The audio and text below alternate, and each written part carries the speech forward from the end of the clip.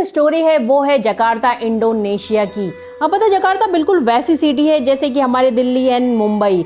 यहाँ लाइफ बहुत तेज़ भागती है और यहाँ के जो लोग होते हैं ना वो दिन रात अपने काम में बहुत ज़्यादा बिजी रहा करते हैं और इसी वजह से कभी कभी इन लोगों के पास खाना बनाने के लिए टाइम नहीं होता। और वैसे भी यार इतना काम करने के बाद किसका मन करता है खाना बनाने को। तो जब भी इनको भूख लगती है या फिर कुछ अच्छा खाने को मन करता है तो ये लोग क्या करते हैं, ये लोग निकालते हैं अपना मोबाइल और जोमेटो और स्विगी जैसे ऐप से खाना ऑर्डर कर देते हैं।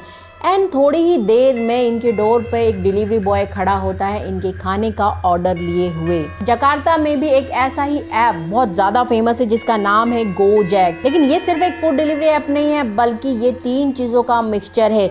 उबर, रैपिडो, जोमेटो या स्विगी। मतलब चाहे आपको कैब मंगानी हो, चाहे आपको बाइक मंगानी हो, चाहे आपको अपने खाने का ऑर्डर करना हो। और इसी ऐप में एक फीचर है गो फूड, जहां से यहाँ के लोग अपने लिए खाने का ऑर्डर किया करते हैं। अब आप लोग सोच रहे होंगे कि मैं इस डिलीवरी ऐप के बारे में बात क्यों कर रही हूँ, क्योंकि आज की जो स्टोरी है ना वो है एडी की, जो कि एक डिलीवरी बॉय है। लेकिन एक रात वो एक ऐसा फूड ऑर्डर उठाता है जिसको डिलीवर करना उसको बहुत भारी पड़ जाता है, मतलब कि उसकी जान पर बन आती है। तो आखिर ऐसा क्या हुआ उस रात एडी के साथ, यही स्टोरी मैं आप लोगों को आज सुनाने वाली हूँ। तो इससे पहले मैं स्टोरी शुरू करूँ, अपने घर की लाइटों को करो थोड़ा डिम और कान पे लगाओ हेडफोन, क्योंकि आज की जो स्टोरी है ना वो काफ़ी ज़्यादा स्कैरी और डरावनी होने वाली है। एडी बेसिकली ना जकार्ता का रहने वाला नहीं था, वो इंडोनेशिया के एक छोटे से एरिया सेंट्रल जावा का रहने वाला था। लेकिन अब छोटी सिटीज में इतनी अपॉर्चुनिटी तो होती नहीं है और जो एडी के सपने थे ना वो बहुत ज्यादा बड़े थे। उसको बहुत पैसे कमाने थे और अपने फैमिली वालों को सपोर्ट करना था। तो फिर एडी आ जाता है जकार्ता में। लेकिन जकार्ता जैसी बड़ी सिटी में सरवाइव करना इतना ईजी नहीं होता। तो अपना खर्चा निकालने के लिए एडी जॉब ढूंढने लग जाता है। लेकिन कभी कोई जॉब कभी कोई जॉब, उसको कोई स्टेबल जॉब मिल ही नहीं पा रही थी। और फिर एक दिन एडी ने गोजैक डिलीवरी ऐप पर डिलीवरी राइडर की रिक्रूटमेंट देखी और उसके लिए चाहिए था बस एक स्मार्टफोन एंड एक बाइक। तो एडी ने इस जॉब के लिए अप्लाई किया, उसका इंटरव्यू हुआ और वो सेलेक्ट हो गया। अब फाइनली एडी के पास एक स्टेबल जॉब थी और फिर एडी को मिलती है वही फेमस ग्रीन जैकेट जो हर गोजैक राइडर पहना करता था। जैसे कि हमारे यहाँ जोमेटो वाले रेड कलर की जैकेट या टी शर्ट पहनते हैं, बिल्कुल वैसे ही। लेकिन डिलीवरी बॉय का जो काम होता है ना वो इतना ईजी नहीं होता जितना कि वो दिखाई देता है। मतलब एडी को कई बार बहुत रूड कस्टमर मिलते थे, कई बार फेक ऑर्डर आते थे और कई बार तो ऐसा भी होता था जब एडी कस्टमर को कॉल करता रहता था लेकिन कस्टमर फोन ही नहीं उठाते थे। लेकिन एडी ने इन बातों पर ध्यान नहीं दिया और वो हमेशा पॉजिटिव रहने की कोशिश करता था। हर सुबह उठकर वो खुद से एक ही बात कहता था कि आज उसका दिन होगा। अब इन पैसों से ना एडी अपने गांव में रहने वाली फैमिली को पैसा भी भेजा करता था। तो कभी कभी ना पैसों की बहुत ज्यादा किल्लत हो जाती थी। तो एडी ने सोचा कि क्यों ना वो नाइट शिफ्ट भी स्टार्ट कर दे, क्योंकि रात में वैसे भी मैक्सिमम फूड ऑर्डर्स ही आते हैं और ट्रैफिक भी बहुत कम होता है, तो वो बहुत अच्छा खासा पैसा कमा सकता है।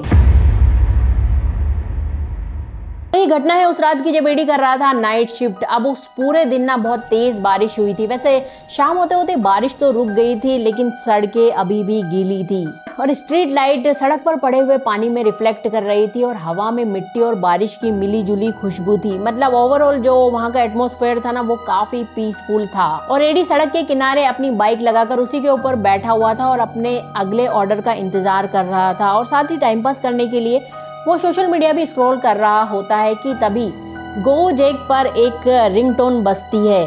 एडी ने जब चेक किया तो गो फूड पर एक नया ऑर्डर था और ये ऑर्डर था मियाम का। अब मियाम जो है ना इंडोनेशिया का बहुत ही ज़्यादा फेमस स्ट्रीट फूड है। इसमें उबले हुए नूडल को स्पाइसी चिकन और स्वीट एंड सॉल्टी सूप के साथ परोसा जाता है और इंडोनेशिया के लोग ना इसको काफी पसंद किया करते हैं। कस्टमर ने इस ऑर्डर के साथ एक छोटा सा मैसेज भी छोड़ा था, लेस सांभल प्लीज। अब सांभल जो है ना वो इंडोनेशिया का फेमस स्पाइसी चिली सॉस है जिसके बिना इंडोनेशिया के लोग खाना ही नहीं खाते।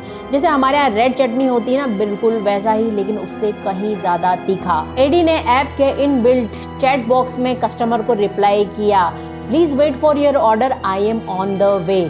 और फिर एडी ने उठाई अपनी बाइक और दौड़ पड़ा रेस्टोरेंट की तरफ। रात के 12 बजने वाले थे और इसी वजह से रेस्टोरेंट ऑलमोस्ट खाली था। एडी ने मियाम नूडल का ऑर्डर रेस्टोरेंट में दिया और ऑर्डर के प्रिपेयर होने का इंतजार करने लगा। और उसने टाइम पास करने के लिए जैसे ही कस्टमर की प्रोफाइल खोलकर देखी तो कस्टमर का नाम था इरुमा सत्यानिंगुरुम। अब ये नाम सुनकर ना उसको गांव में रहने वाली अपनी गर्लफ्रेंड की याद आ गई, क्योंकि उसका नाम भी इरुमा था और वो काफी ज्यादा इमोशनल होने लगा कि तभी रेस्टोरेंट वाले ने आवाज लगाई, योर ऑर्डर इज रेडी। अब गो फूड ऐप पर ना जो पेमेंट का सिस्टम होता है ना वो थोड़ा सा अलग होता है। मतलब सबसे पहले जो डिलीवरी बॉय होता है वो अपनी जेब से इस ऑर्डर का पैसा रेस्टोरेंट वालों को देता है और उसके बाद जब ये डिलीवरी बॉय इस फूड ऑर्डर को लेकर कस्टमर के दरवाजे पर जाता है और कस्टमर इस फूड ऑर्डर को रिसीव करता है तब वो डिलीवरी बॉय को कैश में या फिर ऑनलाइन पेमेंट कर देता है। तो एडी ने भी ऐसा ही किया और 15,000 रुपीज इस मियाम नूडल के रेस्टोरेंट वालों को पे कर दिए,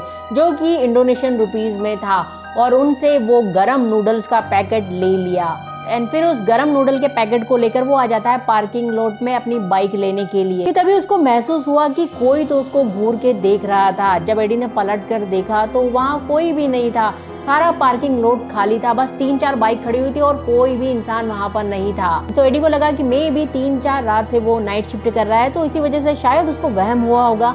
तो उसने इस बात पर ध्यान नहीं दिया और अपना फूड ऑर्डर लेकर वो निकल जाता है उस लोकेशन पर जहाँ पर उसको इस फूड की डिलीवरी करनी थी। जहाँ एडी को फूड डिलीवर करना था वो लोकेशन यहाँ से बस 15 मिनट की दूरी पर थी, लेकिन ये जकार्ता का एक ऐसा एरिया था जहाँ पर बहुत बड़ी बड़ी बिल्डिंग नहीं थी, मतलब छोटे छोटे घर थे और बहुत सारे पेड़ थे। एडी ऐसे सुनसान और अंधेरे रास्ते से अपनी बाइक चला ही रहा होता है कि उसकी नजर सड़क के दोनों तरफ लगे हुए पेड़ों पर जाती है। अब ये जो पेड़ होते हैं ना वो दिन में जितने ज्यादा खूबसूरत लगते हैं ना, रात में इनकी परछाई उतनी ही ज्यादा डरावनी लगती है। और ऐसी बाइक चलाते चलाते गूगल मैप उसको ले आता है एक संकरे से रास्ते पर, और उस रास्ते से ना बहुत मुश्किल से एडी की बाइक निकल पाती है। और फिर उस संकरे से रास्ते से निकल कर एडी आ जाता है एक गली में, और उस गली के कॉर्नर पे वही घर था जहाँ पर एडी को ये खाना डिलीवर करना था। एडी ने उस घर की तरफ देखा, उस घर की दीवारें हल्की नीली थी और टूटी फूटी और जर्जर थी। उस घर के बाहर एक बहुत बड़ा सा बगीचा था जिसमें बड़ी बड़ी झाड़ियां लगी हुई थी, जिसको देखकर ऐसा लग रहा था कि उनको मेंटेन ही नहीं किया गया था, मतलब जो कटिंग वटिंग करनी होती है वो की ही नहीं गई थी। घर में पूरा अंधेरा था, बस बरामदे में एक पीली कलर की लाइट जल रही थी और देखने से ऐसा लग रहा था कि घर के सारे लोग सो चुके थे। एडी ने अपनी बाइक साइड में लगाई और धीरे से दरवाजे पर दस्तक दी। Hello your go food order, कोई है? एंड फिर अचानक एडी को लगा कि झाड़ियों के पीछे कोई परछाई हिली, लेकिन जैसे उसने पलटकर देखा तो वहां बस हवा से हिलते हुए पत्ते थे।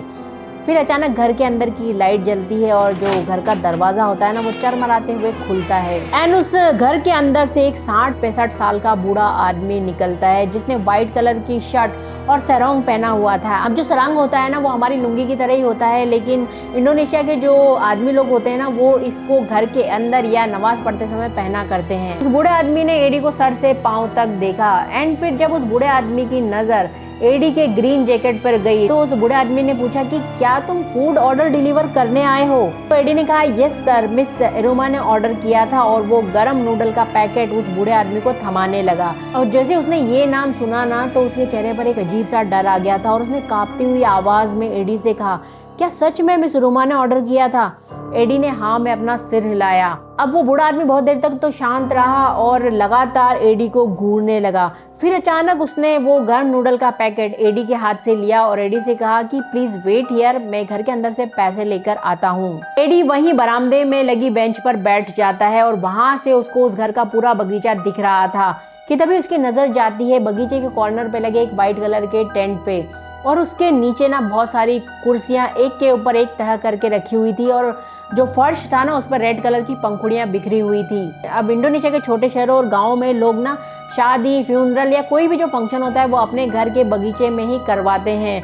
तो एडी को लगा कि मे भी इस घर में भी कोई इसी तरह का फंक्शन हुआ होगा। थोड़ी देर बाद वो बूढ़ा आदमी बाहर आता है और एडी के हाथ में 1 लाख का नोट थमाता है। एडी को लगा कि शायद उसके पास चेंज नहीं होंगे तो वो अपनी जेब टटोलने लग जाता है चेंज ढूंढने के लिए, कि तभी बूढ़े आदमी ने नाव में सिर हिलाते हुए कहा कि इसकी कोई जरूरत नहीं है, कीप द चेंज। वैसे भी इतनी ठंड में और इतनी रात में तुम लोग कितनी मेहनत करते हो तो समझो कि ये तुम्हारा टिप है। अब ये जो कीमत थी ना वो एक्चुअल नूडल की कीमत से 6 गुना थी, और इसी वजह से एडी ने उस बूढ़े आदमी से फिर से कंफर्म किया कि सर आर यू श्योर? और फिर उस बूढ़े आदमी ने मुस्कुराकर हाँ मैं अपना सिर हिलाया। लेकिन थोड़ी देर बाद उस बूढ़े आदमी की मुस्कान गायब हो गई और उसने एडी के पास आकर धीरे से कांपती हुई आवाज में कहा कि बेटा मुझे माफ कर देना, अगर मेरी छोटी बेटी ने तुम्हारे साथ कोई प्रैंक या मजाक किया हो तो। अब एडी उससे पहले कि कुछ समझ पाता कि आखिर बूढ़ा आदमी उससे ये सब क्यों कह रहा है, वो बस उस बूढ़े आदमी से सवाल पूछने ही वाला था कि बूढ़े आदमी ने घर के अंदर जाकर दरवाजा बंद कर दिया। एडी ने इस बात पर कोई ध्यान नहीं दिया। वैसे भी वो काफी खुश था क्योंकि उसको अपने लास्ट ऑर्डर से इतना बड़ा टिप जो मिल गया था। तो उसने उठाई अपनी बाइक और उस गली से निकल ही रहा था कि तभी उसकी नजर पड़ती है गली के कॉर्नर पे लगे एक पीले झंडे की तरफ। इंडोनेशिया में पीले झंडे का बस एक ही मतलब होता है कि अभी अभी उस गली में किसी की डेथ हुई है। और फिर जब एडी की नजर गई झंडे के पास में रखे हुए बोर्ड की तरफ जिसमें बड़े बड़े अक्षरों में हाथ से मृतक का नाम लिखा हुआ था, इरुमा सत्यानिंगरुम। जैसे ही ये नाम एडी ने पढ़ा तो मानो उसका खून ही जम गया हो। उसने मन ही मन खुद से कहा, अरे ये तो वही नाम है ना जिसका अभी अभी फूड ऑर्डर उसने डिलीवर किया था। उसने डरते हुए पीछे पलटकर उस घर की तरफ देखा जो कि बस थोड़ी ही दूरी पर था। उस घर के बाहर वही बूढ़ा आदमी खड़ा हुआ था और वो लगातार एडी को घूर रहा था और हाथ हिलाकर उसको वहां से भाग जाने के लिए कह रहा था। और उस बूढ़े आदमी के होंठ हिल रहे थे जैसे कि वो कह रहा हो भागो यहाँ से जल्दी से। और ये सब देखकर ना एडी बहुत ज़्यादा डर जाता है और बस वो उस जगह से निकलने ही वाला था कि तभी उसके फ़ोन पर गोजैक ऐप के जरिए एक वीडियो कॉल आती है और जो कस्टमर उसको वीडियो कॉल कर रहा था उसका नाम था इरुमा सत्यानिंगरुम। और वो ये सब देखकर बहुत ज़्यादा डर गया। वैसे वो उस कॉल को रिसीव नहीं करना चाहता था। उसने काफ़ी कोशिश की रेड बटन को स्वाइप करके कॉल काटने की, लेकिन फिर भी पता नहीं कैसे उसका हाथ ग्रीन बटन पे स्वाइप कर गया। ऐसा लग रहा था कि कोई तो अदृश्य ताकत थी जो उसको कंट्रोल कर रही थी।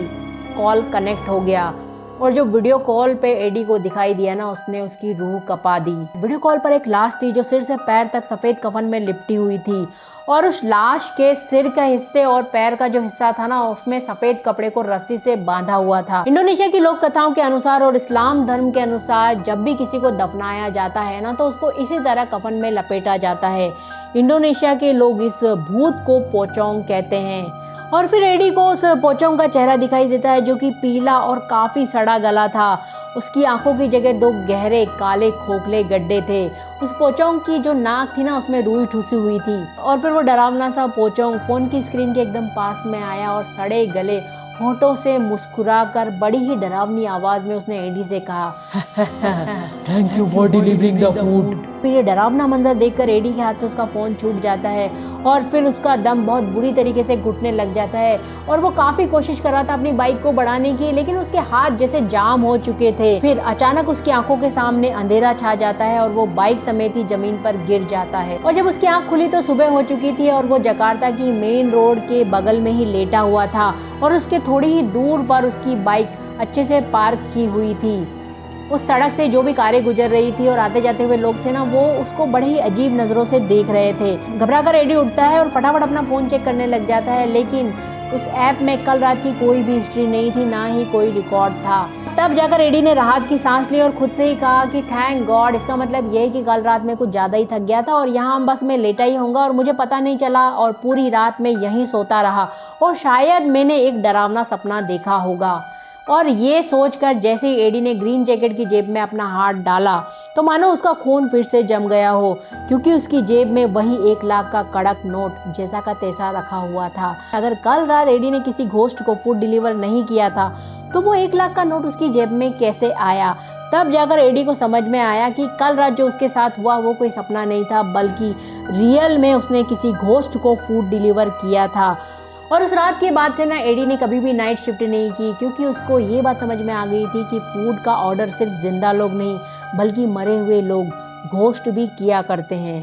अब ये स्टोरी सच है या झूठ, इस स्टोरी में कितनी सच्चाई है ये तो मुझे नहीं पता, लेकिन जैसे हमारे यहाँ क्रीपी पास्ता और रेडिट टाइप की साइट होती है ना, वैसे इंडोनेशिया में एक साइट है कसकस, जहाँ पर लोग अपने इसी तरह के घोस्टली एक्सपीरियंस शेयर किया करते हैं। और इस खौफनाक घटना को खुद एडी ने कसकस पे शेयर किया था एंड आश्चर्य की बात यह है कि कई लोगों ने इस घटना को पसंद किया था और कई डिलीवरी बॉय ऐसे थे जिन्होंने इस घटना के नीचे कमेंट किए थे और उन्होंने अपने साथ हुई घटना को शेयर किया था। जैसे कि एक डिलीवरी बॉय ने लिखा था कि जब वो नाइट शिफ्ट कर रहा था तो उसको मिडनाइट में एक फूड ऑर्डर आया था और जब वो फूड ऑर्डर डिलीवर करने गया तो वहाँ पर बस एक शमशान घाट था और कोई भी आसपास वहाँ नहीं था। जबकि एक दूसरे डिलीवरी बॉय ने लिखा था कि रात के टाइम जब वो सुनसान रास्ते से फूड ऑर्डर को डिलीवर करने के लिए जा रहा था तब अचानक उसको अपनी बाइक में भारीपन महसूस हुआ और जब उसने बाइक के साइड मिरर में देखा तो उसकी बाइक के पीछे एक पोचोंग बैठा हुआ था जिसने उसकी गर्दन को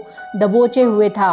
और भी बहुत सारे कमेंट इस पोस्ट के नीचे किए हुए थे जो कि सारे के सारे डिलीवरी बॉय के एक्सपीरियंस थे जब उन्होंने नाइट शिफ्ट में किसी को फूड डिलीवर किया था। एंड अगर आपको मेरा ये वीडियो पसंद आया है ना तो आपको मेरा ये वीडियो भी ज़रूर पसंद आएगा जो कि मैंने स्क्रीन पे लगा दिया है।